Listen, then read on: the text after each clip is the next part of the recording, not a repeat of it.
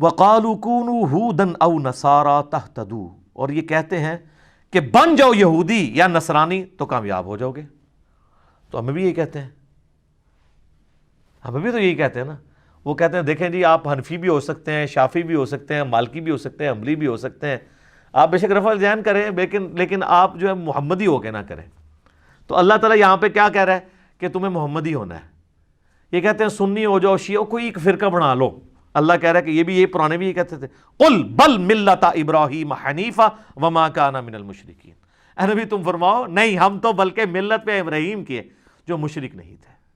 ٹھیک ہے، ملت ابیکم ابراہیم، پیروی کرو اپنے باپ ابراہیم کی ملت کی، ہوا سماکم المسلمین، جس نے تمہارا اسم مسلم رکھ دیا ہے، من قبل وفی ھذا، اس قرآن کے نزول سے پہلے ابراہیم نے رکھا اور اس کتاب میں اللہ نے بھی رکھ دیا۔ تو یہ اللہ کا بھی حکم ہے، ابراہیم کا بھی حکم ہے۔ اور یہاں پہ نبی الاسلام کو اللہ نے حکم دے دیا کہ آپ نے بھی یہی کہنا ہے ان کو، یہودیوں کو، کہ بھئی ہم تو ابراہیم کے دین پہ۔ قولو، اے مسلمانوں کہو ڈنکے کی چوٹ پہ، یہ اب ہمارے ایمانیات آ رہے ہیں کہ کون کون سے ایمان ہمارے ہونے چاہیے۔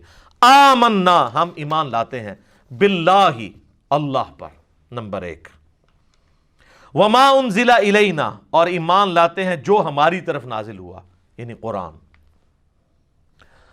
وما انزل الی ابراہیم، اور جو نازل ہوا اس قرآن کے نزول سے پہلے ابراہیم پہ، صحف ابراہیم و موسیٰ، و اسماعیل، اور جو اسماعیل پر، و اسحاق، اور اسحاق پر، و یعقوب والاسباط، اور یعقوب اور ان کی اولاد کے اوپر، یعنی حضرت یوسف علیہ السلام، اور آگے آپ کو میں نے بتایا نا کئی دفعہ کہ بخاری مسلم میں حدیث ہے کہ مسلسل 1400 سال تک حضرت موسیٰ علیہ السلام سے لے کر حضرت عیسیٰ علیہ السلام تک، یہ بھی 1400 سال بنتے ہیں، اور اس سے پیچھے چلے جائیں نا حضرت ابراہیم سے موسیٰ علیہ السلام تک، وہ بھی 1400 سال بنتے ہیں۔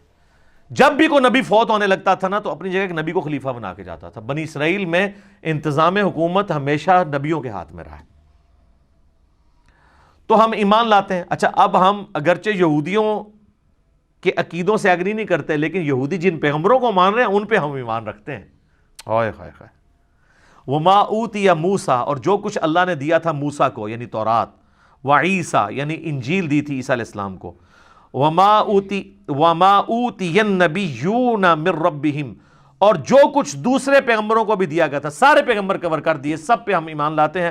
لا نفرق بین احد منہم، ہم ایمان لانے میں کسی پیغمبر میں کوئی فرق نہیں کرتے۔ وَنَحْنُ لَهُ مُسْلِمُونَ، اور ہم اسی کے تابع فرمانا ہے۔ لے جی مسلم لفظ پھر آ گیا، جنہ چڑ او پہلے سپارے جی کتنی دفعہ مسلم لفظ آ چکا ہے، پورے سپارے چ بریلوی تو بندی والا حدیث نہیں آئے گا، شیعہ آ جائے گا لیکن وہ اور معنوں میں آتا ہے، لیکن مسلم ہی مسلم ہے جی، ہم سر تسلیم خم کرتے ہیں اسی کے لیے۔ لا نفرق بین احد منہم، ہم رسولوں میں ایمان لانے میں فرق نہیں کرتے۔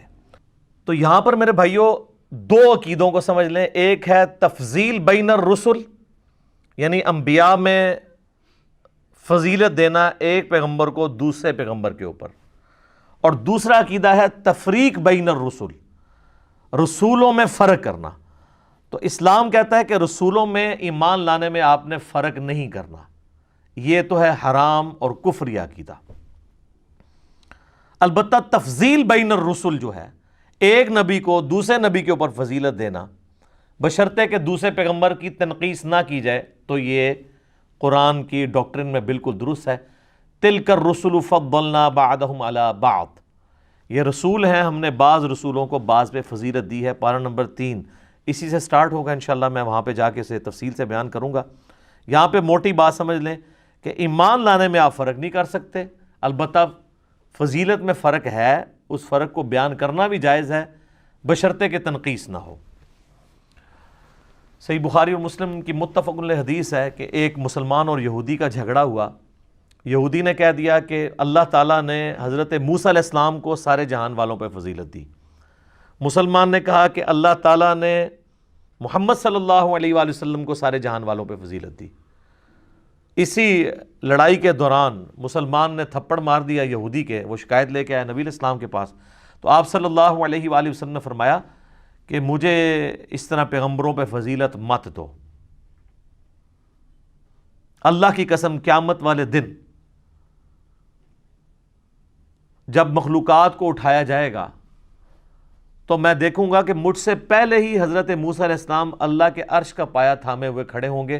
مجھے نہیں پتا کہ ان پہ قیامت کی بے ہوشی طاری نہیں ہوئی یا اس بے ہوشی کے سبب جو دنیا میں اللہ کی تجلی کی وجہ سے بے ہوش ہوئے، جو سورۃ الاعراف کی آیت نمبر 143 کے اندر آتی ہے، اللہ تعالیٰ نے قیامت کی بے ہوشی ان سے ختم کر دی ہے.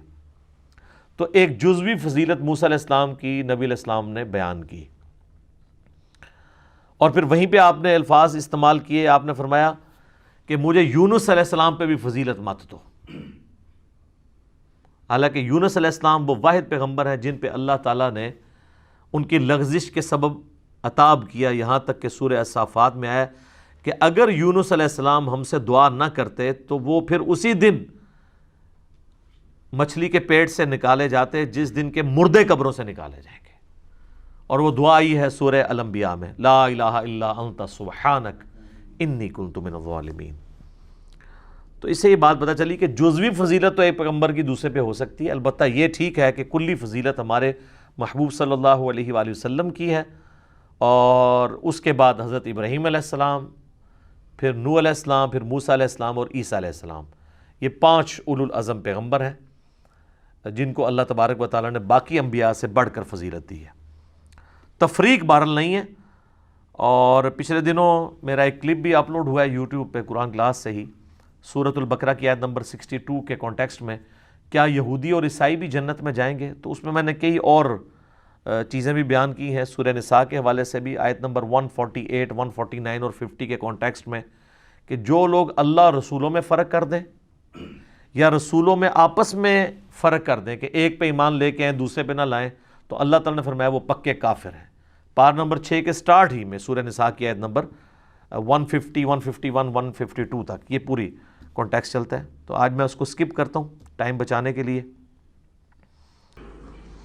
وَقَالُوا كُونُوا هُودًا أَوْ نَصَارَىٰ تَهْتَدُوا، لیکن اس پس منظر میں اب ان کی خباثت کو نمایاں کیا جا رہا ہے کہ یہ تو تھی وصیت ابراہیم کی اور یعقوب کی، اور اس وقت کے یہود و نصارہ کا کیا رویہ ہے؟ قَالُوا كُونُوا هُودًا أَوْ نَصَارَىٰ تَهْتَدُوا، وہی متحدہ محاذ حضور کے خلاف.